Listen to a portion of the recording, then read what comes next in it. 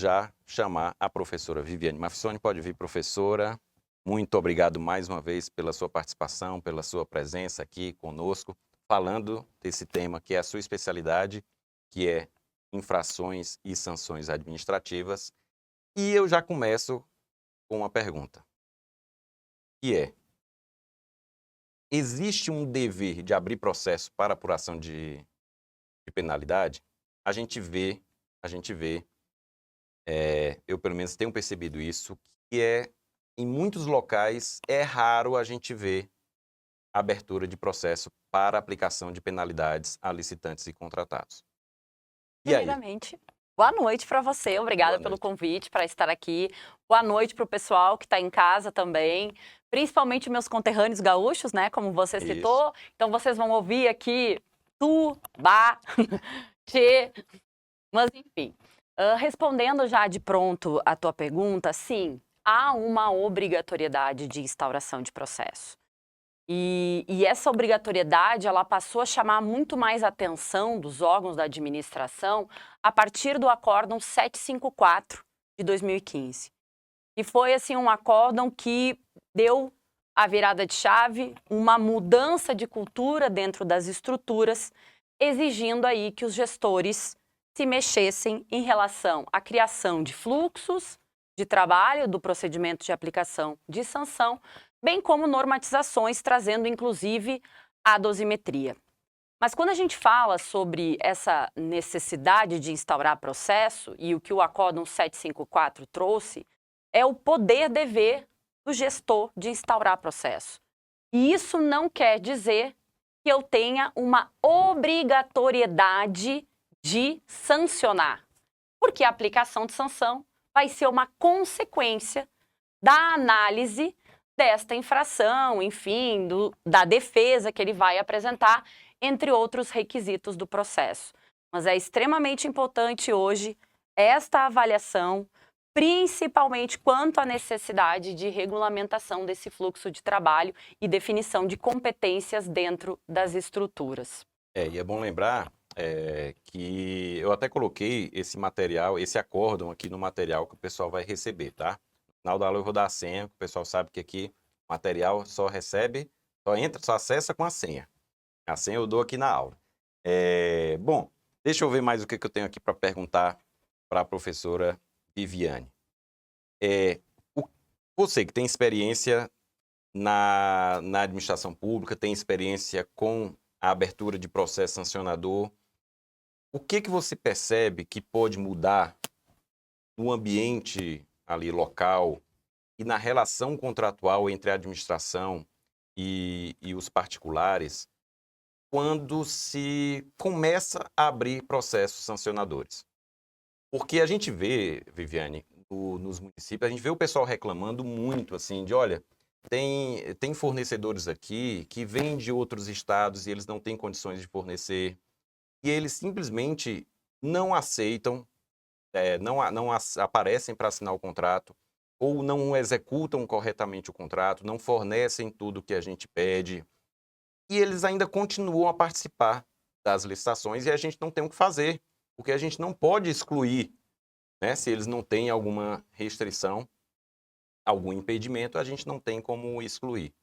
Como é que você vê que a abertura, né, do processo pode mudar, de certo modo, essa relação? Bom, Será que pode mesmo? pode mudar sim, e eu tenho um posicionamento bastante rígido nesse sentido, até porque eu atuei dentro dessa área, no estado do Rio Grande do Sul, na Central de Compras. Durante 2 anos, eu fui coordenadora da equipe de penalidades, que inclusive foi criada na Central de Licitações do Estado a partir do Acórdão 754, cobrado pelo nosso controle interno. E também, durante 4 anos, fui diretora da área, também responsável por esses pareceres de aplicação de sanção. E, a partir disso, a gente já identificou uma evolução gigantesca, né? Uma média de 140 processos instaurados entre 2015, 2016, 2017, isso por ano, quantidade de processos por ano, 140 a 150, gerando um sancionamento aí de 100 empresas ao ano. E já em 2021, ainda quando eu estava lá no Rio Grande do Sul, a gente tinha um fluxo e uma quantidade de 40 processos. 30 processos, 15, 20 empresas sancionadas no ano. Ou seja, o pessoal foi tendo medo. Exatamente, com medo. E a Com gente medo. escutou muito isso. Ah, não, a gente tem medo de licitar lá no estado do Rio Grande do Sul. E claro, aqui eu estou falando de infrações ocorridas no procedimento licitatório. Inclusive é um alerta, né? Hoje é muito difícil. A gente já não identifica instauração de processo para situações referentes a descumprimento na execução contratual, muito menos das infrações praticadas no procedimento licitatório. E o Acórdão 754 também traz informações sobre isso, porque a base desse acórdão é o questionamento de um órgão federal sobre a não instauração de processos de infração no procedimento licitatório.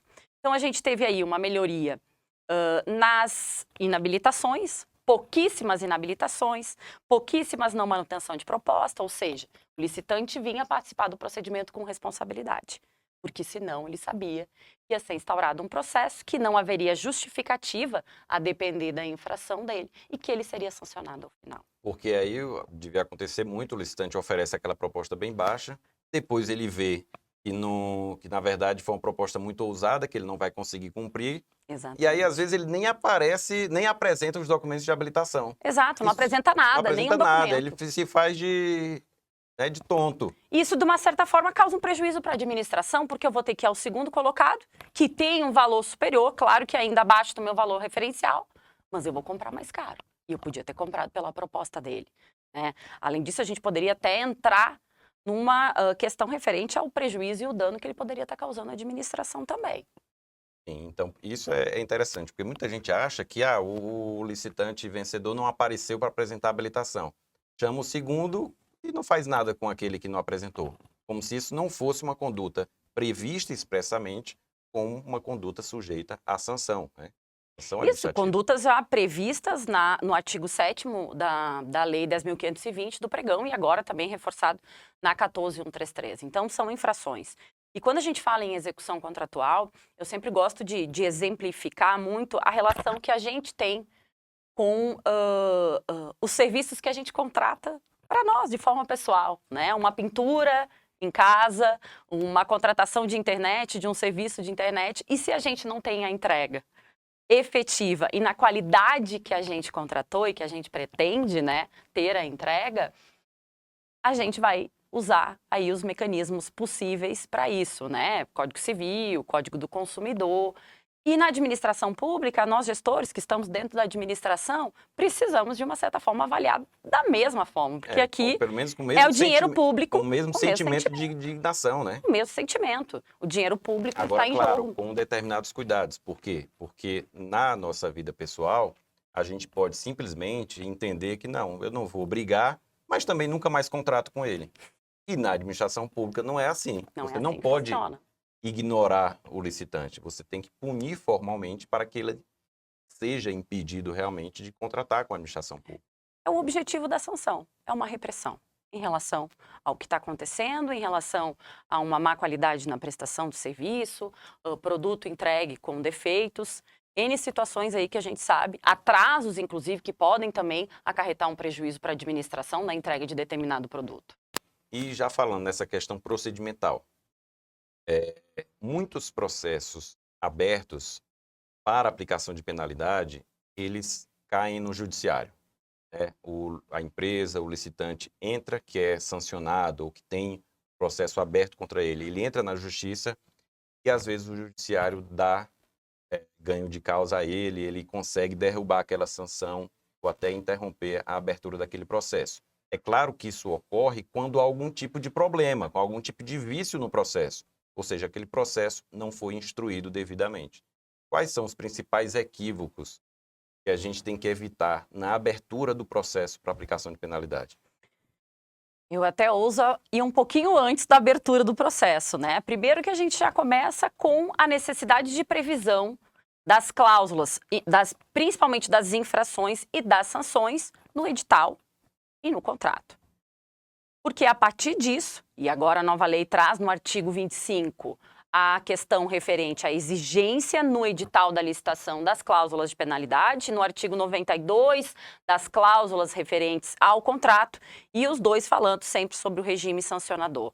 A partir disso, essa vai ser a base de quem vai estar identificando essa infração e também a base do licitante ou do contratado para saber quais são essas infrações e essas sanções.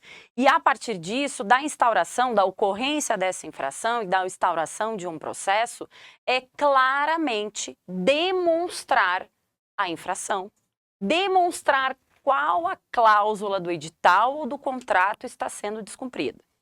Por quê? Porque o processado, ou então o licitante ainda contratado, precisa saber do que ele tem que se defender.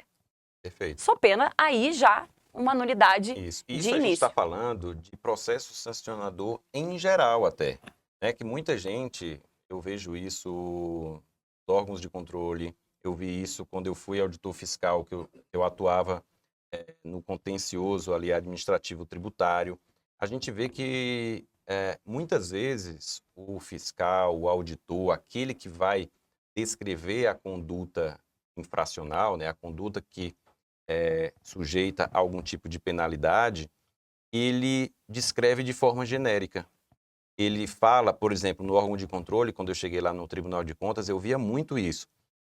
A gente via que tinha uma conduta errada, que tinha um indício de irregularidade, de gasto excessivo, por exemplo, com combustível. Aí falava assim, olha, afronta o princípio da economicidade. E aí, eu defendi, olha, isso aqui está nulo. Isso aqui é um indício de irregularidade que exige que a gente faça uma investigação melhor. E depois que a gente chegar numa conclusão definitiva, a gente aponta, a gente descreve a conduta, mostra qual é o dispositivo legal, a cláusula, onde está previsto que aquilo é sujeito à sanção, né? Então é muito importante fazer essa descrição correta, perfeita, não só a descrição da conduta, né, e a relação com o fato, mas indique o dispositivo legal, mostre na lei o dispositivo, mostre a cláusula do contrato, do edital. Isso é muito importante para poder fundamentar bem, para que ele possa se defender daquilo, né? E parece um ponto tão básico. Mas tem muita falha é nisso. onde o judiciário hoje Bate mais bate, né? E é onde o processado aí consegue derrubar algumas sanções com base nesse ponto. E a partir disso também alguns mecanismos de avaliação, como por exemplo, quando a defesa é apresentada e a partir disso é feito um relatório, né, com uma recomendação de aplicação de sanção. Avaliar todos os pontos da defesa. No recurso, a mesma coisa, avaliar todos os pontos do recurso. Porque é exatamente isso que depois vai ser contestado. Isso. Ou seja, avaliar a defesa efetivamente, sob pena de cerceamento de defesa. E aí eu adiciono uma coisa, e aqui olha, veja que eu estou trazendo experiência que eu tenho lá no Tribunal de Contas, mas que se aplica também a qualquer processo sancionador. Muitas vezes o particular, ele se defende, aí vem o órgão acusador, né, o órgão administrativo acusador, na minha experiência recente, o Tribunal de Contas, e aponta outros vícios. Não, mas você descumpriu também essa outra cláusula, que eu não apontei lá no início. E aí já joga para uma punição. Isso está errado também. Não, está errado, vai ter Tudo problema. que Vai ter que notificar novamente e dar prazo de defesa novamente. Tudo que você aponta como uma infração, que você acusa, ele tem que ter o direito de se defender. Isso é fundamental, a ampla defesa, né, o devido processo legal. E como você acha que uma regulamentação pode ajudar? Será que uma regulamentação interna do órgão, um manual, pode facilitar a atuação desses profissionais? Que eu vejo o pessoal em dúvida. Eu acho até que eu teria também, se eu chego no órgão para trabalhar, né, eu posso até conhecer do devido processo legal sancionador, mas existem particularidades do processo no âmbito das licitações e contratos. E aí eu chego no órgão, o que eu faço agora? Apareceu uma conduta, não manutenção da proposta, ou um atestado falso, ou enfim, um problema na execução contratual. E aí o servidor pode ficar na dúvida, o que eu faço agora? Né? Sim, esse é outro problema, né? Quando a gente fala em regulamentação, e agora principalmente a nova lei de licitações, todo mundo assim, precisamos regulamentar, vamos regulamentar a dosimetria, vamos regulamentar o regime sancionador. E esquece, de um certo modo, que eu preciso regular o meu operacional administrativo. Então, eu gosto de dizer assim, vamos fazer uma norma operacional desse procedimento, que é como eu vou instaurar esse processo, como eu vou fazer o meu relatório inicial para comunicar o fato à autoridade superior, para que a autoridade superior vá e diga, sim, vou instaurar processo para esse fato. Depois disso, como eu vou notificar? Eu tenho um modelo de notificação, então assim, cria um instrumento com modelos também, um modelo de notificação. Prazos para administração. Esse operacional ele é extremamente importante em prever prazos. A partir da ocorrência da infração e da identificação dela, por exemplo, pelo pregoeiro ou pelo fiscal do contrato, qual é o prazo que ele tem para fazer esse relatório sobre a infração e enviar até a autoridade superior, enfim, conforme a autoridade competente do órgão para instaurar esse processo? Qual o prazo que ele tem? Isso é importante também, porque isso tem a ver, sim, com o princípio da razoável duração do processo. O processado, nesse momento, ele precisa saber qual é o tempo de duração desse processo. E isso também é outro problema seríssimo em relação a esse processo sancionador, que muitas vezes fica muito tempo dentro do órgão. E, como eu digo, e modelos de atos. Eu acho que é um modelo de relatório, modelos aí que a gente já sabe de possibilidades aí de reabilitação, de desconsideração da personalidade jurídica, criar fluxos de trabalho para isso.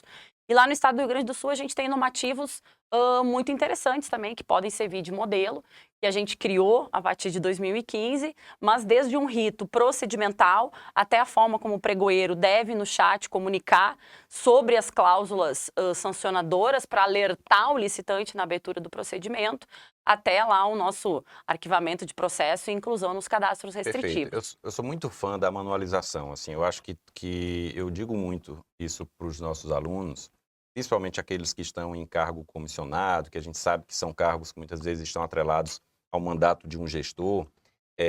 Eu sempre digo, olha, existe uma forma de você perenizar o seu trabalho. Você que está fazendo um bom trabalho no órgão, crie um manual, manualize o seu procedimento. Com certeza a próxima pessoa que chegar lá depois de você, e mesmo quem é servidor efetivo, às vezes você sai, vai para outro órgão, vai para outra unidade, vai trabalhar com outra coisa. Mas você tem como deixar um legado do seu trabalho fazendo uma manualização. Porque aí a próxima pessoa vai chegar, já vai ter algo como referência, já vai ter uma minuta, já vai ter um checklist, já vai ter modelo, já vai ter um fluxograma, e aquilo fica institucionalizado no órgão, né? E existem, como você falou, existem inúmeros órgãos que já fizeram esses manuais, ou que já têm muitas experiências, minutas, modelos, e que você pode utilizar como referência. Eu sempre digo, copia, mas copia, só não faz, copia, mas não faz igual, né? Copia um pouco, copia, vai lá, vai copiando, aí depois quando você vai mudando um pouquinho, não, aqui esse cargo não existe aqui, eu vou mudar o cargo para esse cargo aqui. Não, aqui eu acho melhor, vai discutindo, vai fazendo. Mas você tem como partir de um ponto de referência para fazer o seu. Tem como partir. E assim, eu tenho nas minhas redes sociais aí que tu acompanha, eu tenho muito modelo, tenho um modelo de documento de dosimetria, fluxograma de processo, já no sentido assim de auxiliar, né? Como eu trabalho com o tema já há muito tempo e ministro aulas sobre a temática, então a gente sabe que tem essa possibilidade aí de criar alguns documentos e deixar à disposição aí dos servidores para utilizarem nos seus órgãos. Um outro tema, outro ponto que é muito comum, assim, que a gente discute muito, que é retenção de pagamento. Muitas vezes o pessoal, existem vários temas atrelados à retenção de pagamento. Retenção de pagamento porque está com a certidão negativa, não pode. Mas retenção de pagamento como forma de punir. Então, o sujeito não entregou um determinado bem, ele não prestou um serviço de qualidade, eu tenho uma parcela para pagar, eu não vou pagar, não. Eu quero E aí? Não. Eu sempre digo, gente, não pode. Primeiro que isso é enriquecimento ilícito. Num primeiro momento, né? Houve a prestação de serviço, houve a entrega do produto, a administração tem que pagar. O que eu preciso fazer, mais uma vez, da ocorrência de uma infração, é instaurar um processo e processar essa infração.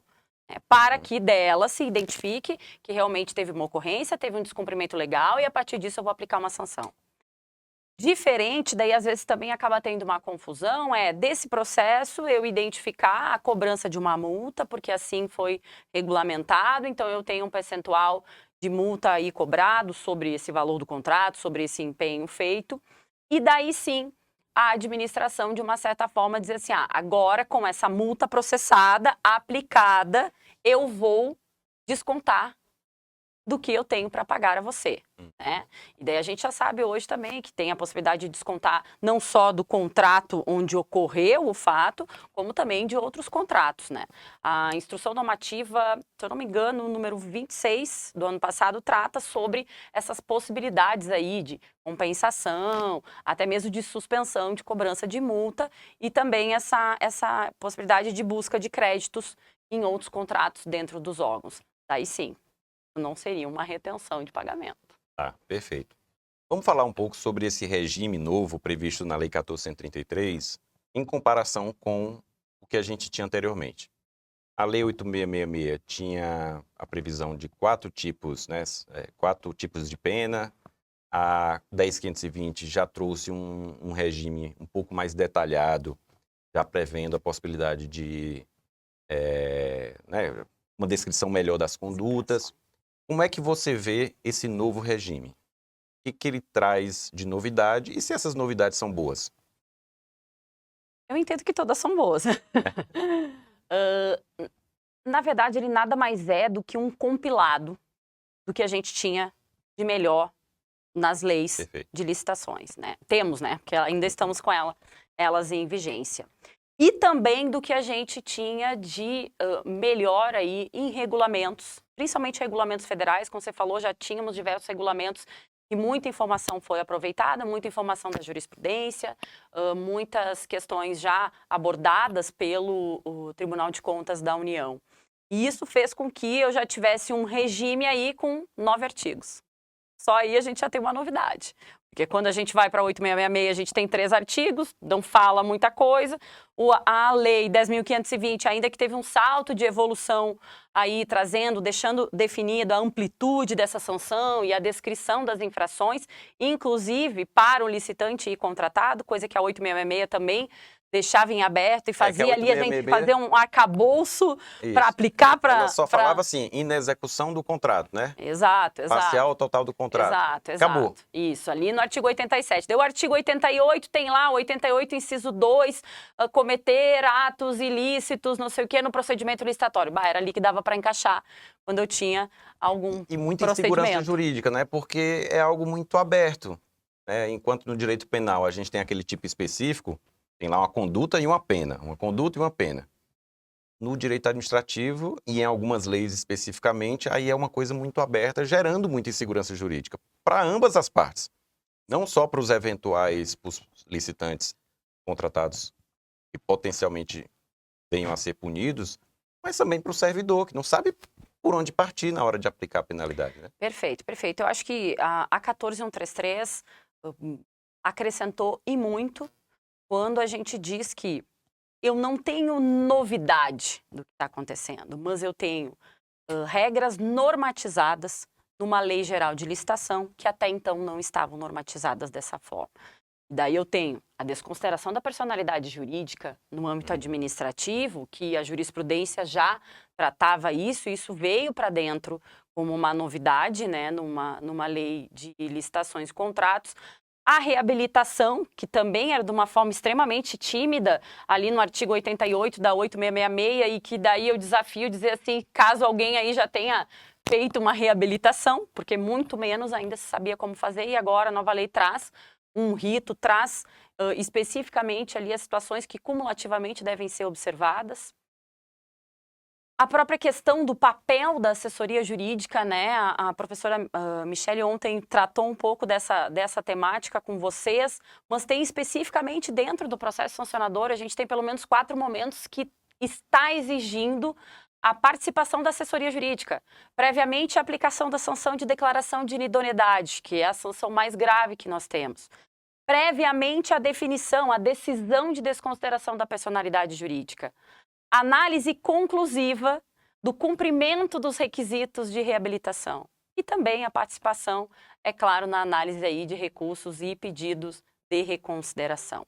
Além do mais, a gente tem uma lei que traz um certo rito procedimental para esse processo sancionador, que mais uma vez é um plus enorme para essa dificuldade que a gente sabe que os órgãos têm em relação a isso. E um deles é a exigência de comissão. Como é que é essa comissão? Para que ela serve? Em que casos é que ela vai aparecer? Bom, essa comissão, seguinte, primeiro que a lei exige que ela seja designada no caso de infrações passíveis das sanções restritivas. E aqui no caso, impedimento e declaração de inidoneidade. O que a lei diz? No caso de aplicação de multa ou advertência, você não precisa ter uma comissão. Eu já digo assim, bom, já tem uma comissão no órgão, né, pessoal? Já vamos usar para todo e qualquer. Mas é uma exigência em relação a essa segurança como um todo. E mais que, daí é outra polêmica de discussão, é a composição dessa comissão, né? Que, no caso, a lei tem exigido servidor efetivo, no mínimo 2. Daí a gente vem para a discussão aí. Porque aí o pessoal dos municípios já vai. Quando a gente vai para os municípios, o pessoal já diz: não tem servidor efetivo aqui suficiente, qualificado ou capacitado. Como é que a gente vai fazer? Já tem toda a polêmica do agente de contratação. Imagine para a comissão. É mais uma polêmica. E ainda pensando na segregação de função. Isso. Que é outra situação também que tem que respeitar. Então, assim, é polêmico, é polêmico. Como isso vai ser cobrado dos órgãos de controle?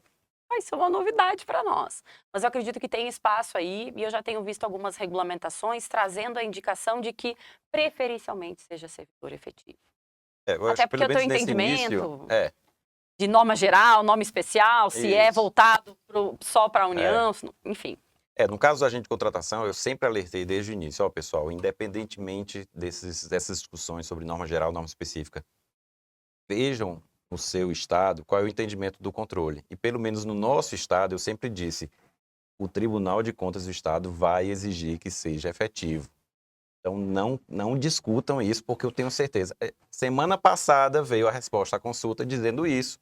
Eu nem opinei nesse processo. Eu nem dei opinião nenhuma. Nem participou, não está suspeito. Não. Eu sempre disse, eu sempre soube que o entendimento seria esse, porque eu conheço aquele tribunal. Eu sei qual o entendimento, historicamente, né, que eles vinham decidindo. Então, é um risco muito grande para o pessoal, independentemente das discussões, se tem razão ou não, mas é um risco. E meu trabalho como professor é alertar justamente para esses riscos. Já na comissão aí do processo, é claro, vai gerar polêmica, a lei é expressa, vai ter toda a discussão. Eu diria que, num primeiro momento, os tribunais de contas tenderão a ter uma visão mais, digamos, empática, de compreender a situação dos pequenos municípios, não só dos municípios, mas das prefeituras, mas principalmente câmaras municipais, que têm estruturas ainda menores, e órgãos que têm pequenas estruturas. Então, eu acho que, pelo menos nesse caso, talvez os tribunais de contas tenham uma visão, sejam mais cautelosos, né, ao tentar. Tenho certeza que, pelo menos no nosso estado, a gente vai forçar a sempre criar pelo menos uma estrutura mínima de servidores efetivos, qualificados, para criar uma maior estabilidade no setor de compras. Mas, pelo menos nesse início, talvez isso não haja essa punição ou uma determinação do tribunal nesse sentido. A gente estava falando já das penalidades, né, do impedimento, da inidoneidade. Vamos tentar resumir para o pessoal quais são os 4 tipos. Nós temos, primeiro, a advertência. Primeiro, advertência, multa, impedimento e declaração de inidoneidade. E daí aqui, sim, a gente tem uma novidade, que é a alteração do prazo dessas sanções restritivas. Sim. Impedimento pelo prazo de até 3 anos, diferente da lei do pregão, que está trazendo até 5 anos. E o prazo da declaração de inidoneidade, que ela tem trazido um prazo mínimo de 3 e um máximo de 6. Isso, aí ficou até mais fácil entender, né? Porque a lei agora 1433 pegou o regime do pregão, misturou com a da 8666 e organizou tudo. E excluímos aí a sanção de suspensão, que tinha uma discussão enorme, na verdade, em relação à sua abrangência. Então, assim, graças a Deus. Não, aí pronto, tirou isso e resolveu tudo isso. Resolveu. Então, a gente tem, primeiro, a advertência. A advertência, ela é um passo necessário para aplicar outras sanções? A gente, por exemplo, para a gente aplicar o impedimento, a gente precisa passar pela advertência? Ótima pergunta. O pessoal gosta, eu tenho ouvido muitos assim, não, primeiro eu aplico uma advertência, depois eu aplico uma multa e daí na terceira vez eu vou lá e aplico uma sanção restritiva. Entendo que dessa forma a gente não pode interpretar nem nas legislações vigentes, 8.666 e 10.520. Não, existe ali uma ordem que a gente poderia dizer de gravidade, né, dessas infrações, a depender da gravidade em si da infração. Então a gente tem que sempre ver a advertência como de um acontecimento ou uma irregularidade aí de pequena relevância. E a 14133 daí sim traz também uma novidade que é importante, principalmente para quem está lá na ponta do aplicador, que é a vinculação entre as infrações previstas no artigo 155 com as sanções previstas no artigo 156. E o que isso quer dizer? A lei fala exatamente isso. A infração prevista no inciso 1, inexecução parcial do contrato, será aplicada a sanção de advertência. Ponto. No caso de não ter um dano ou alguma gravidade maior, advertência. Depois vai para o caso das infrações que vão do inciso 2º ao inciso 7º, 8º, será aplicada a sanção de impedimento, no caso de não haver nenhuma ocorrência ou um dano mais grave. E depois, ao final ali do 8, 9 em diante até o 12, será aplicada a sanção de declaração de inidoneidade. Nossa, mas ficou tão fechado assim, restrito? Ficou. Ótimo, porque agora não tem mais dúvida. Né? Então, entendo que isso vai facilitar e muito a possibilidade de aplicação de sanção. E a lei, ela não fecha a possibilidade para que, quando seja um caso que você perceba que seja um caso mais grave, você passe para uma pena maior. Exato. Então, a gente está falando de inexecução parcial. E aí a lei até ela faz um adendo, tem a inexecução que causa grave dano à administração, né? Que vai para o impedimento daí. Isso, aí tem a inexecução total. Então, a depender do caso, pode haver uma inexecução que contenha também um elemento de fraude. E aí você já vai ver se aquilo não é o caso, não de um impedimento, mas de uma idoneidade, que é uma sanção mais grave. Então, veja como a gente não poderia colocar esse passo a passo. Primeiro advertência, depois multa. Ora, se já há um caso de fraude, como é que a gente vai simplesmente advertir? Se a gente já percebeu que tem uma fraude, Sim, né? sim. Não, não é possível. Eu acho que essa discussão, essa ideia que se tem dentro das administrações acabou. Vai ter que acabar, né? E mais uma vez, por isso, o comprometimento desses regulamentos e dessa necessidade de trazer aí ritos procedimentais para fazer essa avaliação, porque a gente, assim, não tem muita escapatória. Mas eu ainda conversava essa semana com o professor Anderson Pedra, que a gente escuta às vezes alguém dizendo assim, não, porque o professor tal falou que não precisa, que pode aplicar advertência, ou que no caso de uma infração de declaração de idoneidade pode aplicar uma multa. E daí eu disse, nossa, será? Vou conversar com o professor, será que é isso mesmo, né? Será que eu estou vendo alguma coisa diferente aí? E a gente não pode esquecer da possibilidade hoje de consensualidade que a gente tem. Né?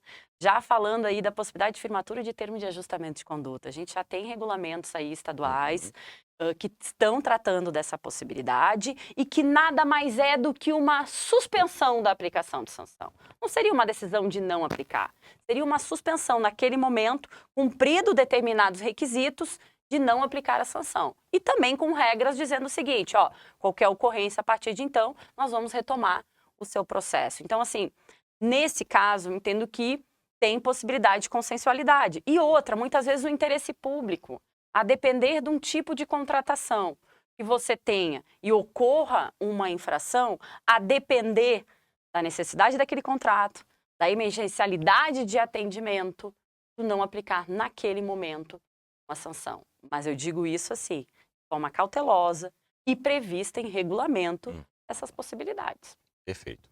A gente já falou da desconsideração da personalidade jurídica, né? Vamos tentar, de forma aqui mais prática, fazer o pessoal visualizar como é que ocorre, né? O que ocorre em relação a... Quais são os problemas relacionados às licitações de contratos? Vamos imaginar que tenha um sujeito uma empresa que tem um impedimento de licitar e contratar lá do município de Natal. Aí alguém lá no município de Mossoró está fazendo uma licitação e detecta a participação dessa empresa. Ele pode impedir a participação dessa empresa? Essa empresa tem um impedimento contra ela, de licitar e contratar. E aí, os outros órgãos vão poder impedir essa empresa de participar? Em que caso? Aí fala um pouco também daquela ferramenta que tem lá no Compras, que é a ferramenta de ocorrência impeditiva indireta. Sim. Hoje até assim, fazendo uma rápida diferenciação em relação ao próprio processo de desconsideração da personalidade jurídica previsto no artigo 160 da Lei 14.133. Nele diz o seguinte, de uma forma muito básica, que no caso de uma empresa, ou enfim, algum sócio vir participar de um procedimento licitatório no sentido de querer burlar as regras de infração, e daí a gente tem ali outros vários requisitos no artigo 160, eu vou poder, enquanto administração, estender a sanção que eu já tenha aplicado a uma empresa para uma empresa sucessora ou para os sócios e sócios administradores. E isso eu vou identificar o quê? Eu posso ter um processo, por exemplo, em que eu tive um fato de uma declaração falsa de enquadramento como microempresa e empresa de pequeno porte, e a partir disso apliquei uma sanção à empresa. E eu identifico na abertura do meu procedimento licitatório que o sócio daquela empresa, ou enfim, uma nova empresa com mesmo objeto social, mesmo endereço, a constituição societária idêntica e não sempre só esses requisitos, ele vem participar do meu procedimento. Eu vou dizer, não, opa, nós estamos aqui falando da mesma pessoa. O que eu vou fazer? Eu vou instaurar um processo, sempre contraditório e ampla defesa, e vou definir que eu vou estender a sanção ou para a empresa sucessora ou para os sócios. Desconsideração da personalidade jurídica. A ocorrência impeditiva indireta foi uma regrinha aí criada pelo sistema, né, hoje previsto lá no relatório do SICAF, em que eu tenho a informação também dessa composição societária. Por exemplo, o pregoeiro vai lá, abre a licitação, tem uma empresa X participando. No momento que ele vai avaliar a regularidade documental desta empresa, já na abertura do processo, ele vai lá e puxa o relatório do SICAF, tem lá, ocorrência impeditiva indireta. Aí tu abre e diz, empresa tal, CNPJ tal. Ah, o que eu faço agora? De pronto eu vou lá e classifico essa empresa e não deixo ela participar? Não. A legislação, claro, de uma certa forma não é clara dizendo isso, mas os acórdãos do Tribunal de Contas dizem assim, você deve minimamente abrir um contraditório em ampla defesa. Aí a gente acaba tendo um processinho simplificado, né, de avaliação. O pregoeiro vai lá e diz assim, ó, você tem 2 dias, 3 dias, 24 horas para apresentar uma manifestação em relação a essa situação. Por quê? Para que o pregoeiro possa identificar, e a gente consegue identificar isso de uma forma breve, é de que, confirmando todas essas informações, mesmo objeto social, e principalmente a empresa, por exemplo, foi aberta posteriormente à aplicação de sanção, né? Porque isso sim é um indício de bula. Tendo essas informações completas, ele vai lá e desclassifica a empresa. Entretanto, eu digo mais uma vez, eu entendo que a partir dessa desclassificação da empresa, deve sim ser instaurado um processo no órgão para avaliar efetivamente a desconsideração da personalidade jurídica e estender essa sanção para todo mundo. Para que eu não tenha sempre que estar abrindo processo e dizendo, ah, não, agora eu vou identificar e vou notificar. Não, se a gente já está tendo essa informação, a gente instaura um processo da contraditória para a defesa, a gente já vai lá e já estende a sanção. E aí, só para o pessoal que talvez não esteja habituado ao termo desconsideração da personalidade jurídica, a personalidade jurídica é uma criação do direito para diferenciar a empresa, né, a pessoa jurídica, dos sócios que a compõem.